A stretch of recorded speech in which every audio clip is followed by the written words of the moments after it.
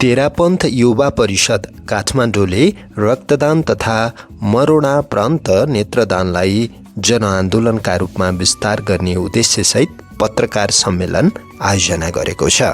परिषदले पत्रकार सम्मेलन मार्फत आफ्नो 25 वर्षे सेवा यात्रा, हालसम्मका उपलब्धि तथा आगामी राष्ट्रिय अभियान सार्वजनिक गरेको छ।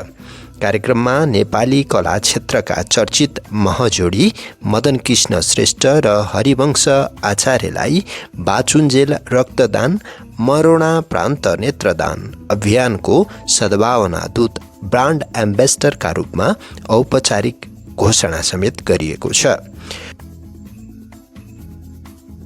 रक्तदान र मरोडा प्रान्त नेत्रदान जस्ता मानवीय कार्यलाई व्यापक जनसहभागिता सहित राष्ट्रिय अभियानका रूपमा अगाडि बढाउने उद्देश्यले महजोडीलाई अभियानमा जोड्न लागि